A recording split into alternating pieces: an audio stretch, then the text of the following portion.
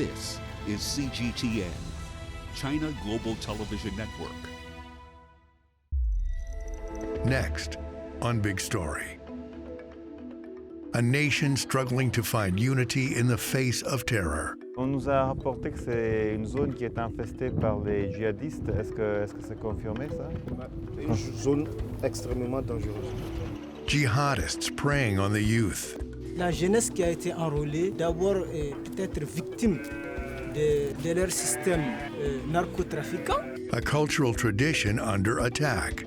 En fait, il a commencé à me dire, écoute, je pense qu'il faut que tu arrêtes, tu commences à prendre de l'âge, laisse la musique, va vers Dieu. With peacekeepers at risk of assassination. These were bullet holes. These were bullet holes, absolutely. They've gone through here. I mean, we were very lucky. Leaving the future uncertain. Deux jeunes qui ont une seule calage peuvent attendre quoi la nuit, faire un braquage. Community leaders trying to heal wounds. Il faut la paix. Il faut que les gens se donnent la main pour qu'ils travaillent la main dans la main et la tranquillité. With danger lurking around every corner. Bon, allons-y, mais vite.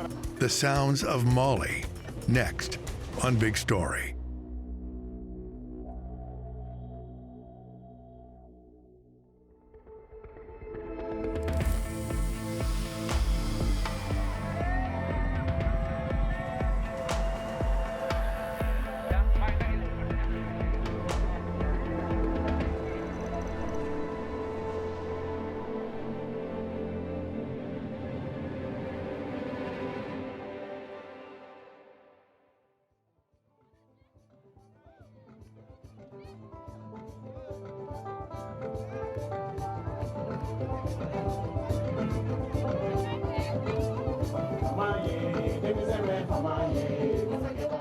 Avant l'islam, la musique avait des rôles, qui a ce rôle divertissement.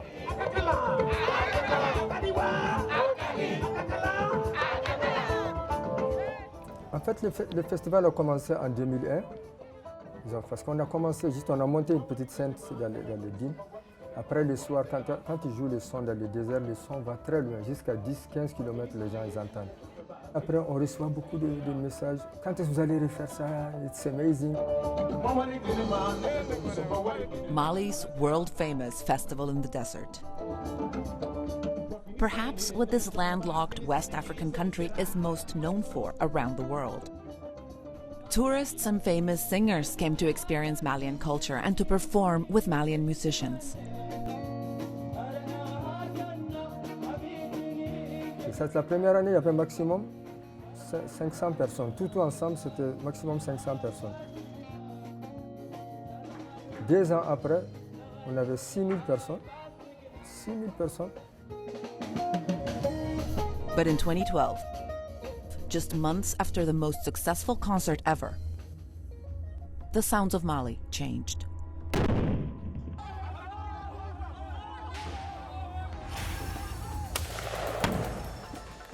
Now this country, once renowned for its rich history and music, is embroiled in a conflict so complex and so widespread. It's become a new ground zero for terror.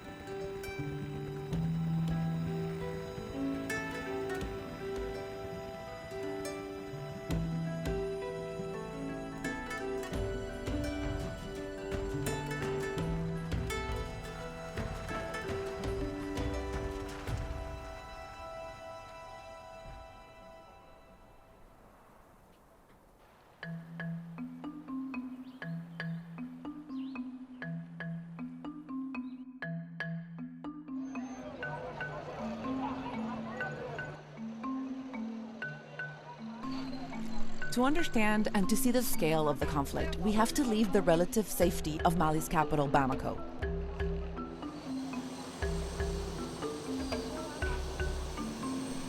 We must head north to Timbuktu.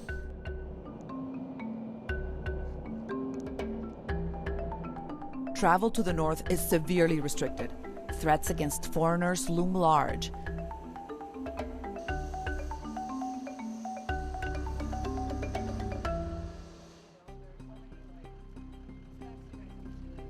Timbuktu is where Mali's crisis began. And it's still filled with tension and violence. The UN Blue Helmets have been responsible for North Mali's security since 2013. And they have paid a high human cost. Just this year, 20 peacekeepers have been killed. Because this is the world's deadliest ongoing peace operation.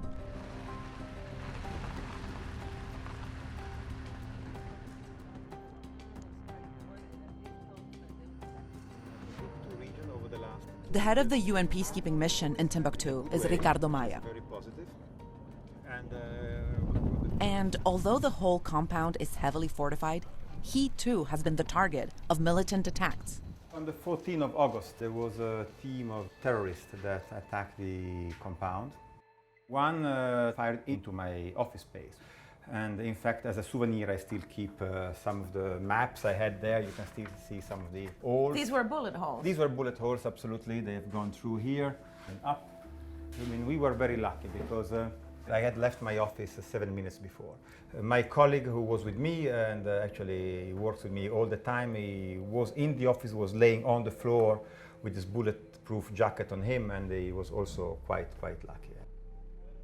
Luckily, one was killed while he was trying to penetrate into my office, and 2 more were killed at the doorstep of the canteen.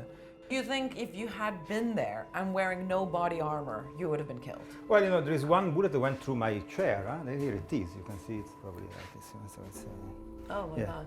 So yes, I honestly feel I was one of the priority targets, and that would explain why my office and only my office has been sprayed with the bullets. The threat of attacks is always present in Timbuktu.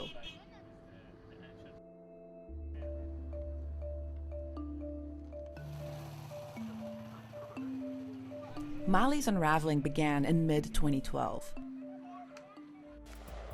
In Timbuktu, separatists and jihadists overran government forces, declaring the northern half of the country a separate state. Allahu Akbar! Allahu Akbar!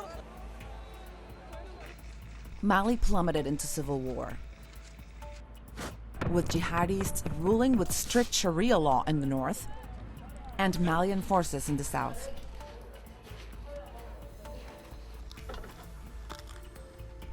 In 2013, at the request of Mali's government, France launched another military intervention and recaptured the north.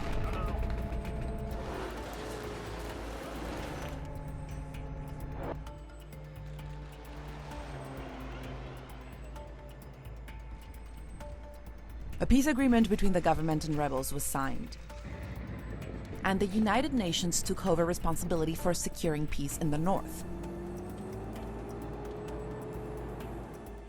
And with yet another military coup, overthrowing the sitting government in August 2020, the fate of the nation still hangs in uncertainty.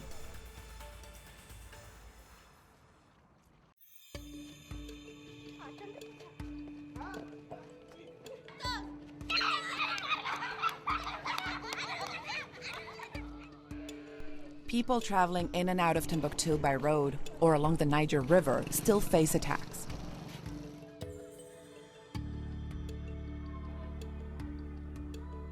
Il y a des personnes, les personnes qui se sont retrouvées armées là, continuent à agir comme ils veulent sur le terrain, à commettre des braquages, à violer.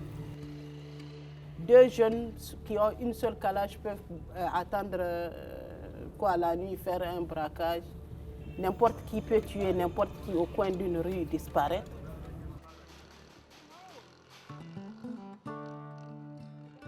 Fatuma Harper is a teacher in Timbuktu. Ça va bien?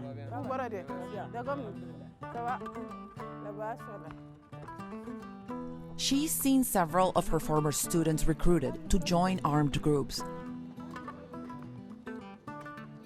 including Ahmad al-Faki, the man found guilty by the International Criminal Court for destroying a 14th century mausoleum, one of Timbuktu's most significant relics.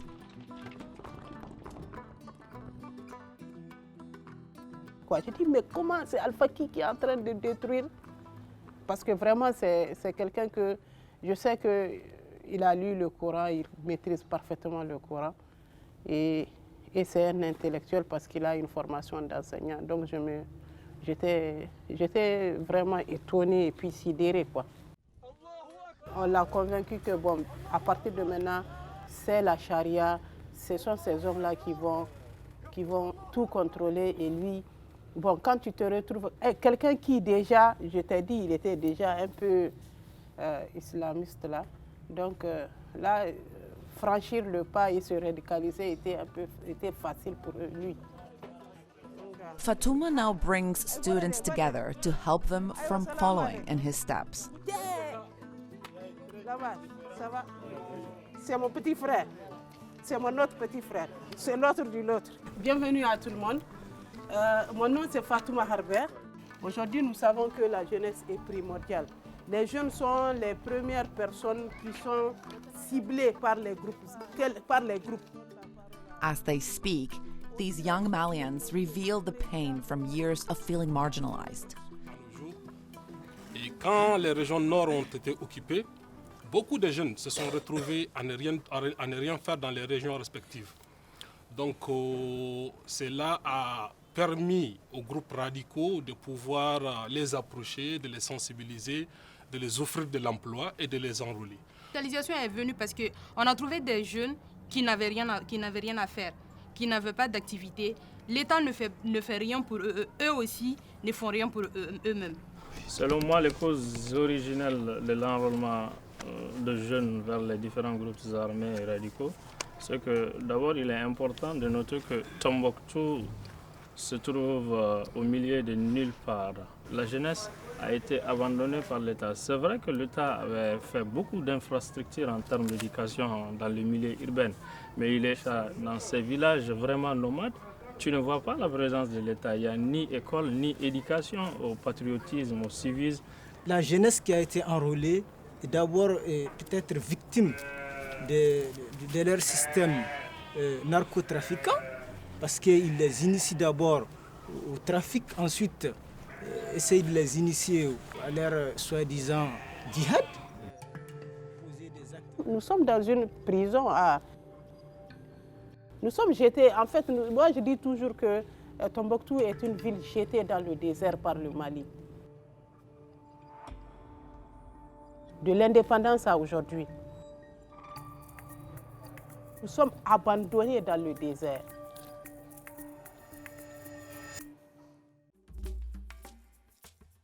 Close to the border with Niger, the city of Menaka is at the heart of a jihadist-infested region and has known little but conflict for years. Le 24 septembre dernier, effectivement, nous avons lancé ce qu'on appelle une opération Menaka sans armes, qui a pour objectif, dans un premier temps, de ramener la paix à l'intérieur de la ville de Menaka.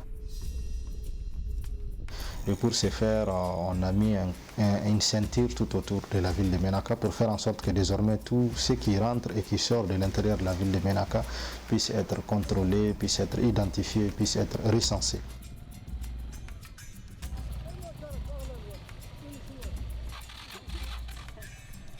A fragile calm has finally returned due to joint patrols by federal troops, militiamen, and UN peacekeepers. On a vraiment mis de gros moyens, puisqu'on a mobilisé plus d'une centaine de véhicules et plus de 600 combattants qui étaient au départ mobilisés pour cette opération. Ethnic Tuareg separatists rose up here in 2012, seizing control of the town. Now all vehicles have to stop at checkpoints to show that no weapons are getting into the city. L'opération a maintenant presque 2 mois environ. Il n'y a plus de code de feu à travers la ville par rapport au passé où nuit et jour, les cartouches la pleuvaient, les balles la pleuvaient à Menaka, on saccage les ONG, on saccage de plein de jours. Mais 2 mois environ aujourd'hui, Et rien ne se déroule à Ménaka. Tout va très bien. Despite this optimism, dozens of MSA fighters and other militiamen still stand guard on rooftops or sit in pickup trucks, brandishing machine guns and rocket launchers.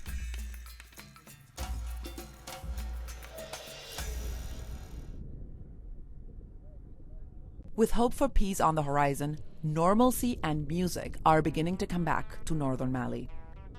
Non, le festival au désert, c'est... En fait, au départ, c'est une fête traditionnelle Touareg. Dans les déserts, les Touaregs, c'est des nomades. Ils bougent toute l'année avec les animaux. À un moment de l'année, on se retrouve. Les groupes se retrouvent et les jeunes font la fête. Avant l'islam, la musique avait des rôles complètement... Il y a toujours, bien sûr, dans toutes les musiques, il y a ce rôle divertissement. Le rôle de la fête, pour faire la joie, pour faire la fête. Il y a beaucoup de musiques qui se font vers les divinités qui ne sont pas les divinités de l'islam. Ça reste encore un peu, ça disparaît de plus en plus, mais ça reste encore où on fait des fêtes pour les dieux traditionnels. Ça, c'est d'une façon générale au Mali. Mais chez les Touaregs, tout ce que j'ai vu, c'est que je sais, à un moment donné, quand il n'y a pas de... Quand il y a une menace de sécheresse, souvent il y a des musiques, des chants que les femmes font. On met un objet et puis on tourne autour et on fait des danses pour appeler à la pluie. Après, je me suis renseigné, j'ai dit est-ce que ça c'est un truc qui est fait pour demander à Dieu la pluie, mais on s'est rendu compte que c'est quelque chose qui existait avant même l'islam.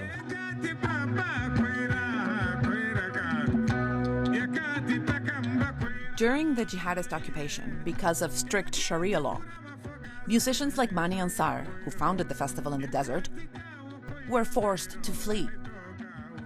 Les menaces que je reçois, c'était les menaces qui sont adressées à tout le monde. Il y avait par rapport aux familles, on nous disait, écoutez, les gens pensent que ce que vous faites, c'est pas bon, vous amenez des non-musulmans qui viennent jusqu'ici pour souiller des terres musulmanes. Bon, moi, j'ai toujours dit qu'une des grandes erreurs de ceux qui ont occupé le nord du Mali et qui les a même empêchés de conquérir idéologiquement assez de gens, c'est parce qu'ils ont touché à une des choses auxquelles il ne faut pas toucher, la musique. Parce qu'une des premières mesures qu'ils ont prises, c'était de dire plus de musique. Même écouter la musique, c'était interdit, jouer la musique encore plus. Donc, ils ne réalisaient pas combien ils ont offensé le public, ils ne réalisaient pas combien ils ont demandé à la population quelque chose d'inacceptable.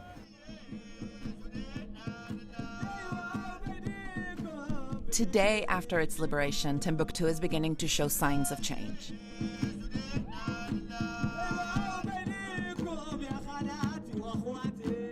At this concert, only the second one to take place here since the jihadist occupation, the city tries to reclaim its heritage.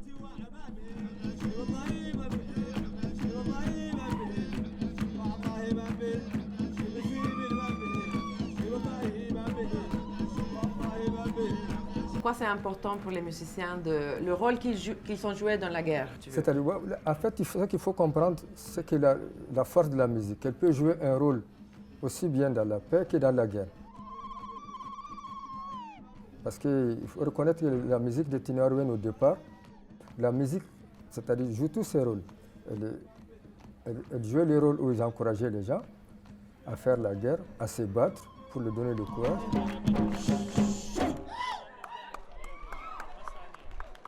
Mais ensuite, qu'est-ce qui a fait la célébrité des Tinariwen? C'est qu'à un moment donné, ils ont dit non, quand il y a eu les accords de paix avec le Mali, ils ont dit non, on arrête la guerre, on fait la paix.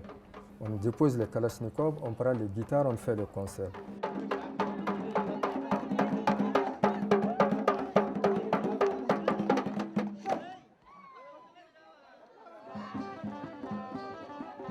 The music's return to northern Mali is a sign of the growing hope for peace.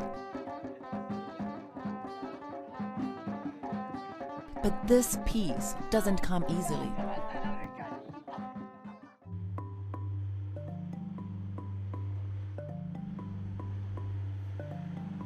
There are more than 13,000 UN peacekeeping troops stationed in Mali.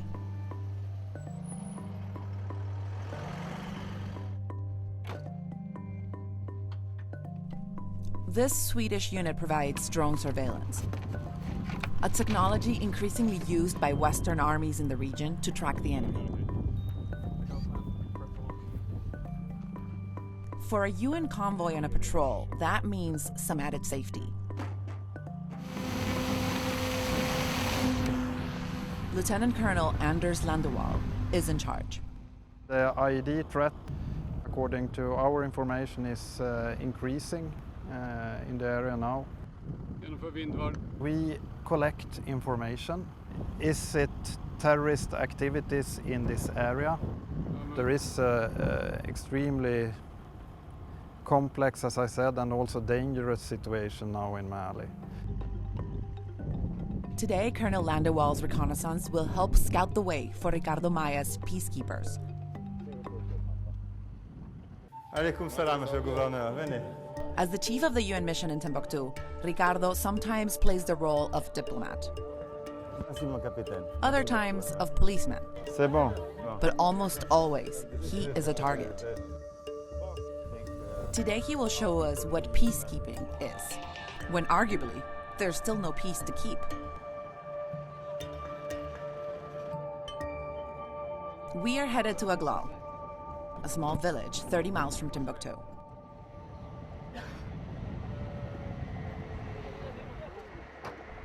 The mission is to deliver a water pump. Mali's northerners have long complained about the lack of development here, and the UN hopes these missions will aid in meeting their needs. In order to reach Aglal, our convoy of more than a dozen vehicles and over 50 soldiers must first cross a river and then drive through treacherous desert.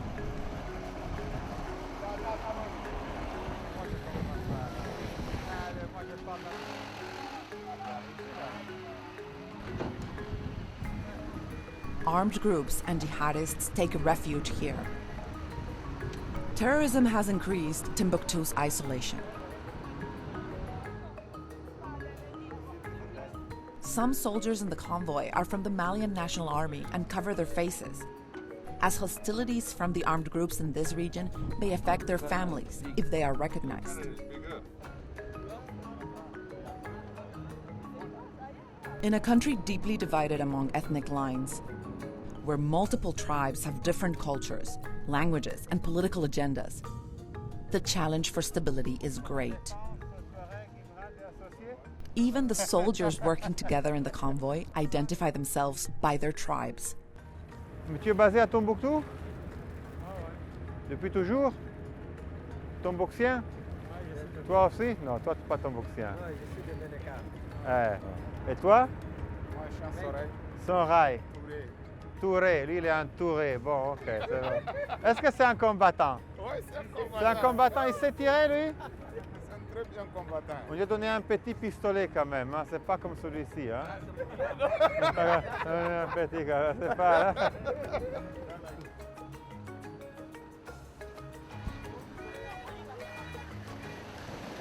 The boat's journey ends, and the threats of IEDs begin.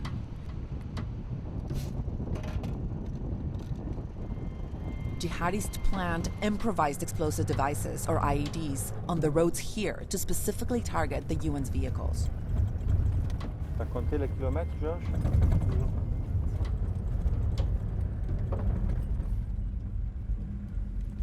It's an hour to Aglal. With a convoy this size, it's impossible to fly under the radar. No, we're trying to speed up a bit because in this area, speed is also security. Yeah? If the threat is the one of a remotely controlled IED, it's more difficult for the ones who are waiting for you to detonate at the right time if you manage to speed up. So the people you are giving the water pump to are potentially the same people that could attack as well? Not the same individuals, we think, but they could have the same ethnic background, or they could have some family affiliation or links.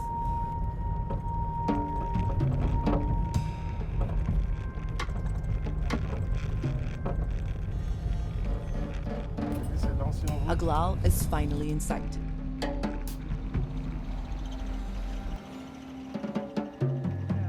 After a tense journey, a warm reception. Oh, Amélie, ça va, Amélie?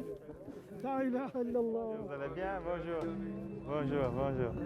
Aglal only has one well that is shared among residents, livestock, and the little agriculture that exists in what feels like a sleepy village. For Tuaregs, the nomadic ethnic group that live here, water is life.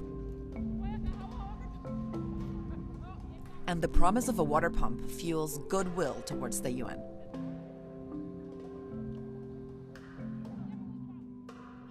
But just across from the well, an armed checkpoint manned by local MNLA members proves control of this area still belongs to the rebels. On peut filmer? Alors la question c'était justement si c'était un checkpoint et pourquoi vous devez avoir un checkpoint armé ici. On voulait savoir la raison.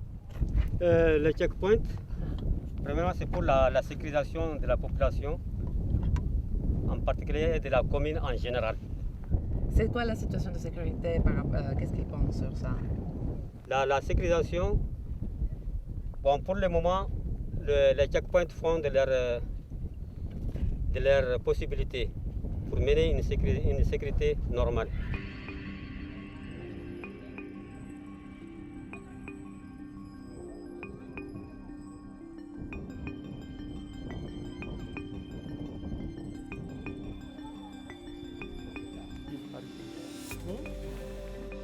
The local elders send a strong signal by welcoming the UN and officials from the Malian army to feast together.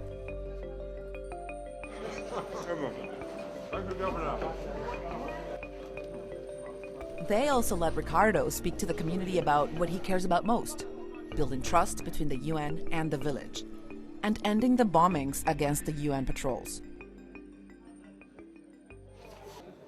Bonjour, je m'appelle Ricardo Maya, je viens de l'Italie. La MINUSMA est ici pour accompagner le processus de paix, mais la paix est faite par la communauté. Elle est faite dans le cadre du Mali et avec les autorités maliennes. Et c'est à la requête de Amélie, qui est venu me rendre visite il y a presque 2 ans, comme je le disais, que nous avons amené aujourd'hui une petite contribution symbolique pour l'ensemble de la communauté. C'est une motopompe de 10 chevaux. Ça doit permettre l'irrigation d'une bonne dizaine d'hectares. Si le chemin est entrepris, les autorités maliennes et la MINUSMA s'engagent à faire de leur côté.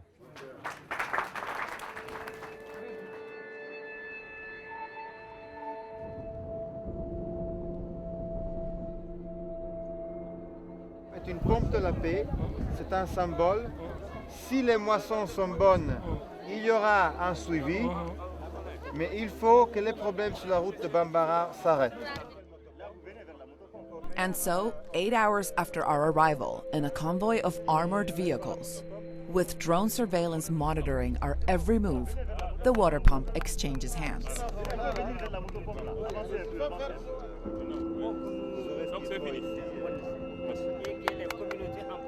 Aglal's elders follow up with a surprising gift of their own.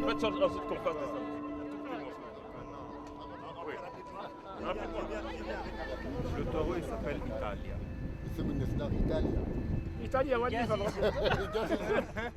This exchange, humble and short-lived as it appears, offers opportunities for the people of Aglal and for the UN. Timbuktu's governor believes steps are being taken in a positive direction. La majeure partie de la population est jeune et la jeunesse est en manque d'emploi de ce point de vue-là. Donc nous cherchons de ce côté-là à fournir le maximum d'emplois aux jeunes. La motopompe que la MINUSMA a donnée, c'est un message à lancer à ces populations-là pour qu'elles puissent travailler, faire travailler les jeunes, initier les jeunes, les occuper. Here in northern Mali, the lack of resources can be crippling. a fact that Ahmed Mohamed Aghamani knows well.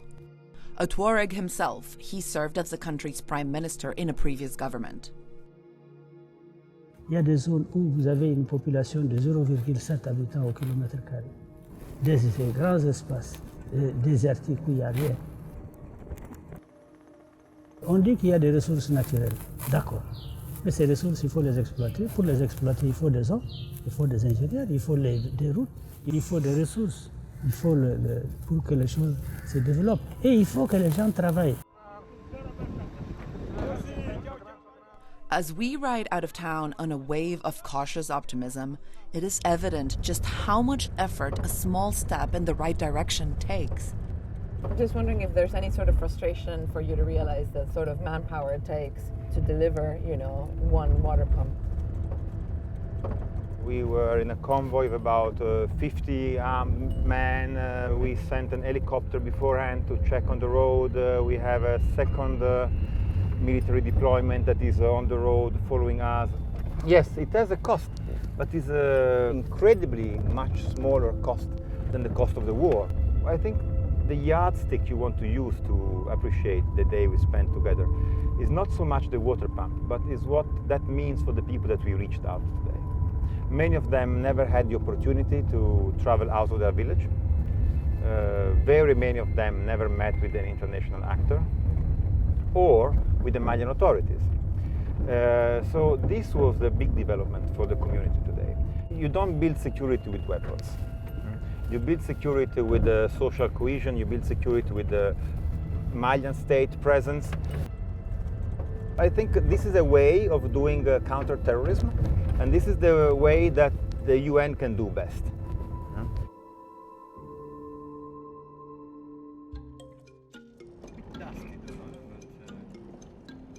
A few short days after delivering the pump, Timbuktu has become unsafe for us. Word of our presence has circulated, and we're told to leave immediately. So we fly south to Mali's capital, Bamako. The city holds a monopoly on political and economic power and has long resisted calls for change. Malik Konate is an activist in the outskirts of Bamako. Exactement pourquoi il faut un changement. Il faut un changement de comportement, il faut un changement radical. Parce que la situation du Nord, mais aussi la famille, l'insécurité, la santé, l'éducation, il faut un responsable qui peut remédier à ces problèmes. Malik promotes a people's democracy, railing against corrupt politicians. Les candidats viennent avec des t-shirts, ils viennent avec les 1000 francs, les 2000 francs pour les donner, pour acheter des voix. Nous, on veut qu'on arrête. Qu'est-ce que tu veux que les gens gardent de tout ça, des messages que vous essayez de... Le message que nous voulons garder, tout simplement, en disant aux Maliens, le pouvoir appartient au peuple et c'est au peuple de décider. C'est juste le message clé. C'est-à-dire, nous, c'est à nous de décider.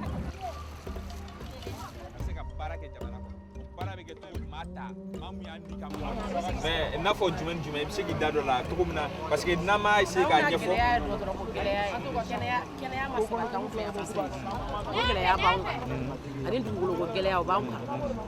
mais maintenant mon aussi ça ne peut faire comme mon faudron c'est-à-dire on a fait un remis pour remis mouillé on a essayé ko ligne fo.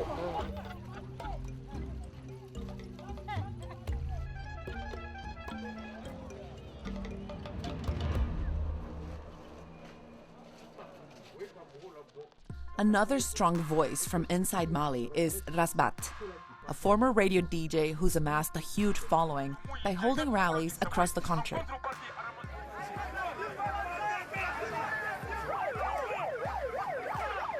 Nous avons organisé une marche.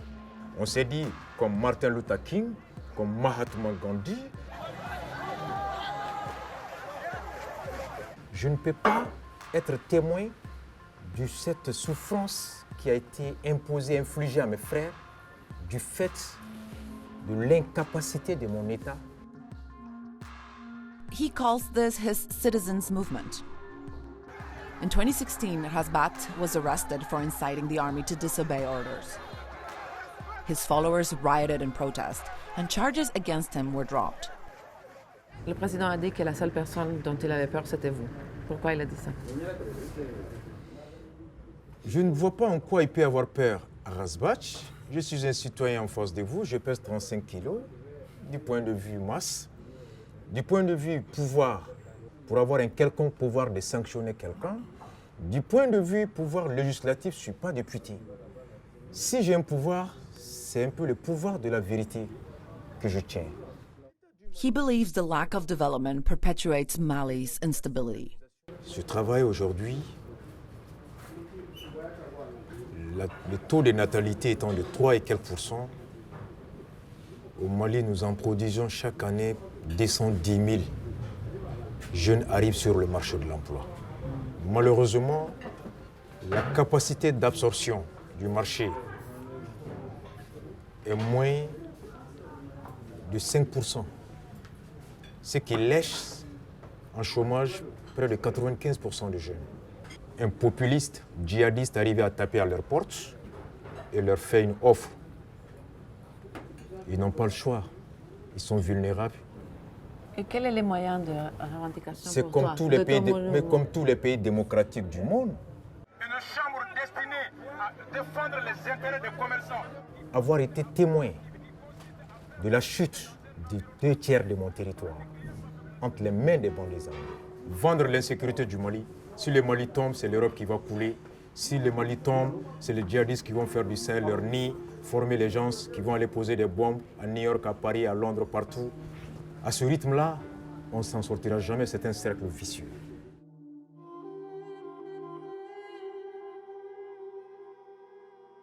We're heading back north to Timbuktu upon news of renewed violence. 60 casualties have been reported in this week's attacks. Among the targets, the checkpoint next to the water pump in Aglal. The car got stolen. They followed the tracks of the car in the desert. They found the car, but the bodies of 2 young Tuaregs were also found by the car. There was a likelihood of retaliation. And today we got the information that there was a so-called jihadist attack in Aglal. And, a jihadist attack? Well, that's a question that we want to understand better. But exactly at the checkpoint that you visited, one person was abducted. So now we have 2 dead young Tuaregs plus 1 abducted person. At the checkpoint where there were like around 5 men sitting down. Yeah. And interviewed them, But right? but the checkpoint. That same small checkpoint.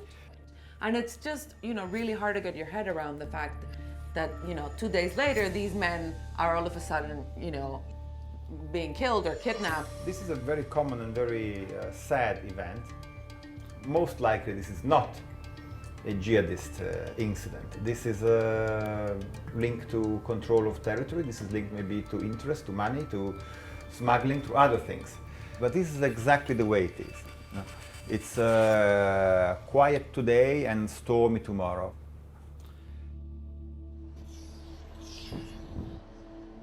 Just last week, we were here to enjoy music and festivities.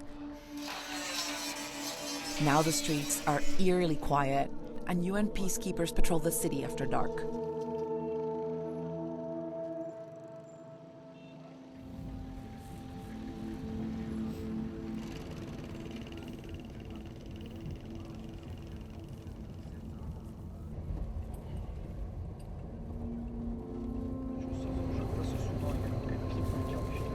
C'est quel quartier ici où on est? Baradjou. À Baradjou.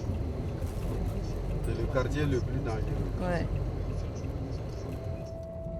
In this neighborhood of Timbuktu, jihadi recruiters still court a population caught between 2 opposing forces.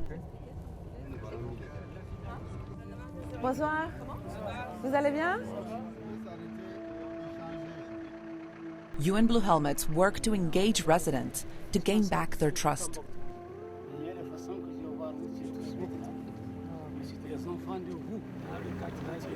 Tout le monde dit qu'il y a Baradjou, c'est là où il y a plus d'insécurité. C'est pas ça? C'est ce que les gens disent. Maintenant, est-ce qu'à l'heure actuelle, il y a eu d'amélioration? Ou bien qu'est-ce qu'il faut corriger, qu'est-ce qu'on doit corriger dans ce sens. C'est ce qu'on veut savoir, parce que nous sommes là pour améliorer les choses. Quand je viens d'un an et nous comme ça, c'est bon pour nous. Mais nous sommes un peu fatigués. On a trouvé vous depuis longtemps. Longtemps. Ça ne vient pas.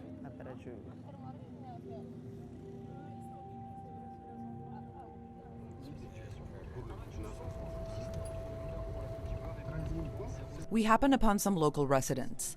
As we join them for tea and conversation, we begin to understand why jihadists and criminal organizations appeal to some residents. Ça aussi, c'est bon pour que... C'est quoi ton nom, ton prénom? Omar. Omar? Omar, ouais. Omar. Ouais. Et qu'est-ce que tu voulais me dire, moi, sur le fait qu'il n'y a pas de tourisme? C'est dur pour vous? Bon, est-ce que tu comprends? Je comprends. C'est-à-dire, il n'y a pas de travail. Nous, ce que nous on veut, c'est de la peine, quoi. Pour qu'on ait qu'à trouver le travail. C'est ce que nous on veut. Sinon, comme ça, ça ne va pas. Donc maintenant, c'est difficile de gagner la vie ici?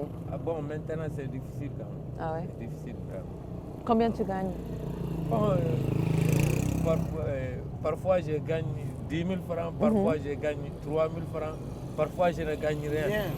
Rien? Même aujourd'hui, mon famille ne mange pas. Même aujourd'hui, là où ici, on ne mange pas. Wallahi. Ah, ça ne va pas, ça ne va pas. Il faut qu'on ait qu'à trouver du travail pour qu'on ait qu'à trouver manger notre... Voilà, j'ai 3 fils. Le matin, on mange des manières... Pain, du sauce. Voilà. Vers midi, c'est des riz. Voilà. Oui. Bon, tellement qu'il n'y avait pas d'argent. Il faut qu'elle va manger les riz encore. Ah, oui. Donc chaque fois de manger les riz. Avant la crise.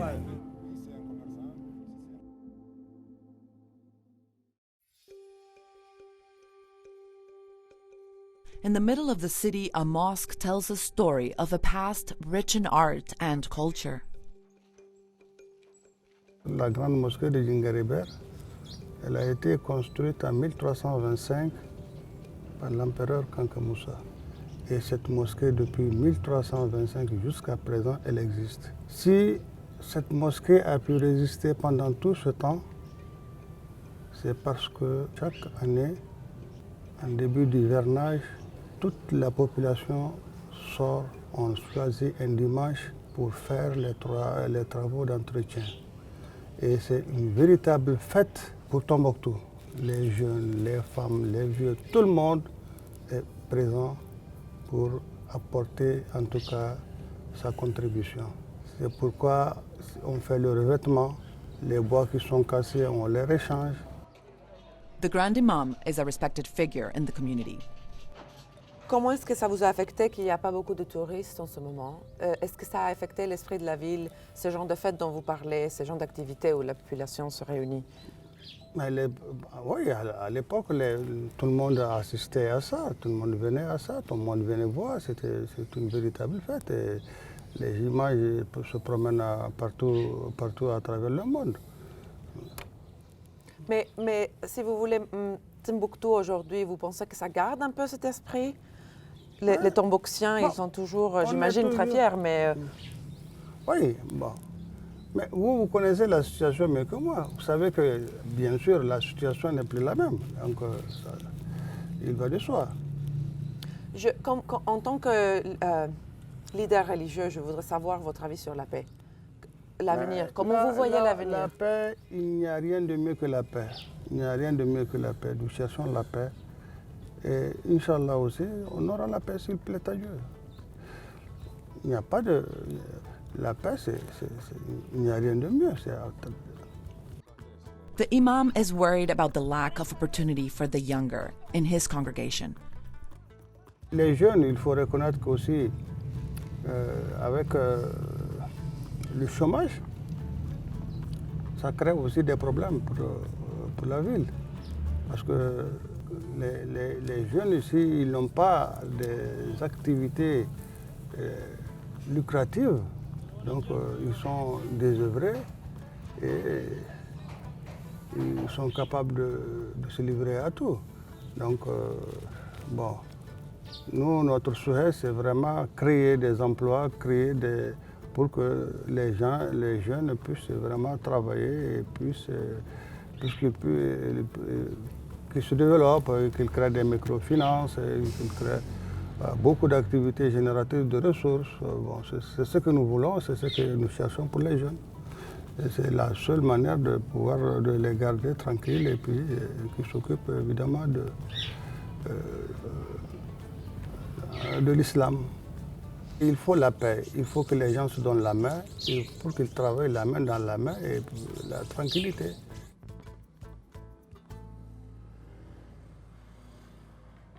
As much as the Grand Imam wants peace, radicals have found fertile ground for recruits in northern Mali. Iyad Agali, the man who brought the music of Mali to a halt, himself was radicalized. In a previous life as a famous musician, he had the inspiration for the country's first music festival. Le premier festival dans ma vie que j'ai organisé, c'est Iyad Agali qui m'a demandé de lui organiser ça chez lui. Mais le premier festival, c'était lui. Donc, tu vois ce qui est. Ouais, c'est comme... Et même maintenant, c'est un peu bizarre qu'il soit... On peut dire qu'il est ton ennemi maintenant. Enfin, c'est allé grâce à des gens comme lui, vous ne pouvez plus faire les festivals, par exemple, maintenant, tu vois. En fait, il a commencé à me dire, écoute, je pense qu'il faut que tu arrêtes, tu commences à prendre de l'âge, laisse la musique, va vers Dieu. Je me souviens, je lui dis d'accord, quand je vais avoir 50 ans, je vais arrêter. C'était vraiment sous forme de blague. Au départ, c'était très, très relax. Mais après, j'ai senti qu'il a commencé à être un peu plus triste. On a été amis pendant 20 ans. Mais en ce temps, il était pour la paix, il était pour la musique, il était pour la fête. La vie nous a séparés. Bon, je suis resté là où il m'a trouvé. Il a fait la guerre pendant longtemps au Liban, au Tchad, au Mali. Il a commencé à regretter les crimes qui ont été commis pendant la guerre. Il voulait se repentir, il a commencé à prier Dieu pour lui pardonner d'avoir commis des crimes. Il a commencé à porter les robes blanches.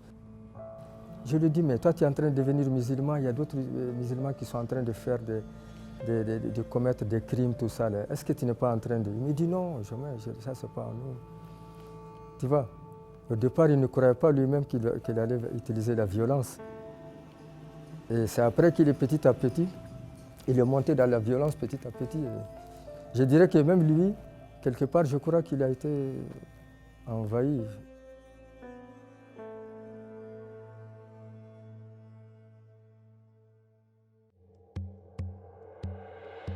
Along with the need for employment for its own citizens, Mali has a constant influx of refugees from neighboring states of Niger, Libya, and Burkina Faso. We joined Ricardo and a group of researchers as they helicoptered to a refugee camp in central Mali, near a small village called Gossi, near the Burkina Faso border. This is a fact-finding mission to discover where the refugees are coming from and what they are fleeing.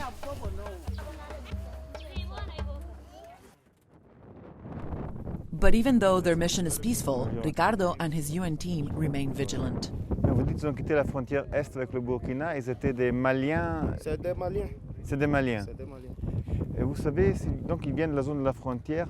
On nous a rapporté que c'est une zone qui est infestée par les djihadistes. Est-ce que c'est confirmé ça? Ouais. C'est une zone extrêmement dangereuse. In this region, crime is growing and gangs are spreading. But it's not clear whether the attackers are jihadi groups or if they are just bandits taking advantage of local chaos. Est-ce que nous arrivons à vérifier si ceux qui se prétendent déplacés ne sont pas infiltrés eux-mêmes par les djihadistes? Bon, ça je ne pourrais pas répondre, peut-être je laisse les humanitaires. Yeah, let's get out from here. Huh? So we take some extra precautions. No one knows quite what to expect at the refugee camp. This mission has a high degree of danger, so we'll be on a strict timetable. On the ground for precisely 3 hours. As is customary, the first stop is to see the village of Gossi's mayor, whose office is defended by Malian armed forces. Bon. Moi, c'est Ricardo, le chef du bureau de la MINUSMA à Timbuktu. Mais le préfet nous disait qu'il y a donc des réfugiés burkinabés, il y a également des Maliens qui sont des déplacés internes. C'est des Maliens qui habitaient au Burkina ou c'est des Maliens qui habitaient au Mali? Les deux. Les deux. For our security, this visit was not announced to anyone here, but our presence immediately catches attention.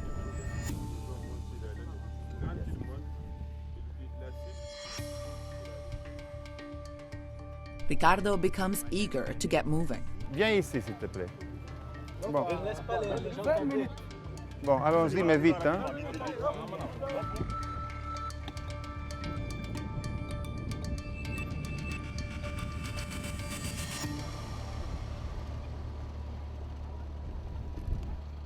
Since the crisis began, there have been over 500,000 internally displaced people in Mali. There are approximately 100 refugee camps within its borders.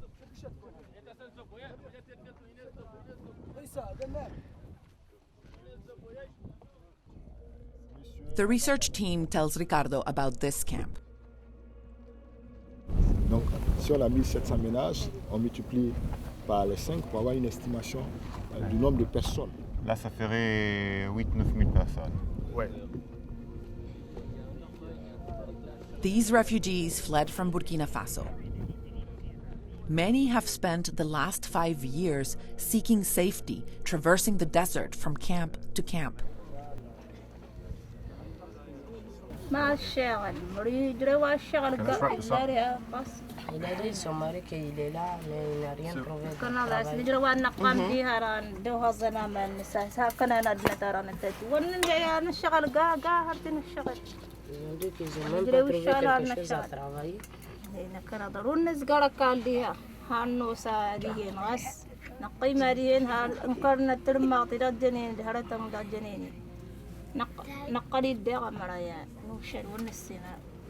Après, tu étais au Burkina et comment est-ce que tu partais ici?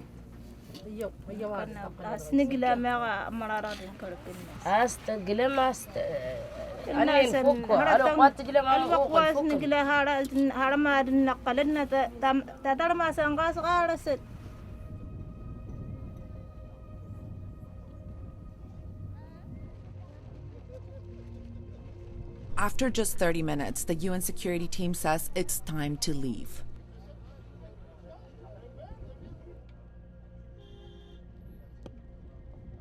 Two days later, an attack in Gossi leaves 2 soldiers dead.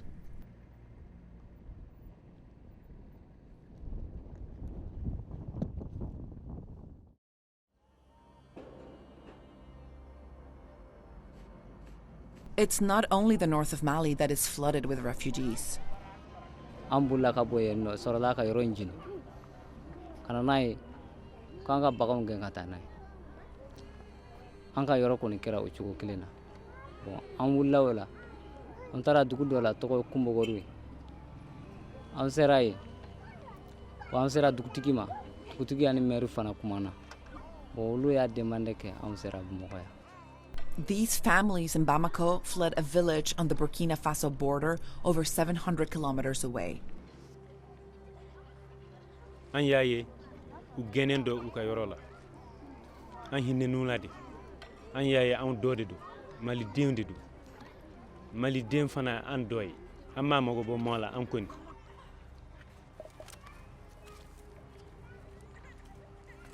One in 40 Malians is either internally displaced or a refugee abroad.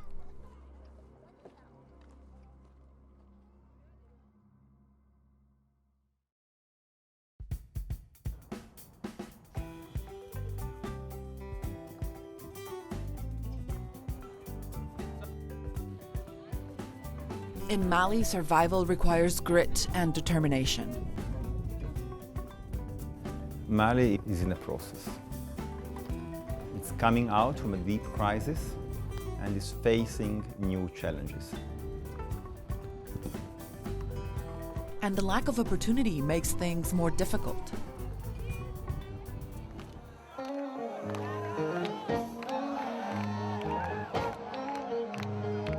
But just as the music has begun to return to the country, hope that Mali can find its way back to being a vibrant, peaceful society is also growing. Je pense qu'il y aura la paix. Mais je pense qu'il faut que nous nous réveillons de nos lauriers, quoi. Bizarrement, j'ai l'espoir. Je ne sais pas pourquoi j'ai espoir, mais j'ai espoir. A hope being carried on by the next generation. Je tiens compte du passé et le passé me permet de construire le présent, de me projeter dans le futur. Je suis un citoyen d'un pays qui est indépendant juridiquement dans les institutions internationales comme Pierre se tape la poitrine avec son pays dans les institutions internationales. And as hope grows, the music can grow, creating Mali's new voice of peace and strength.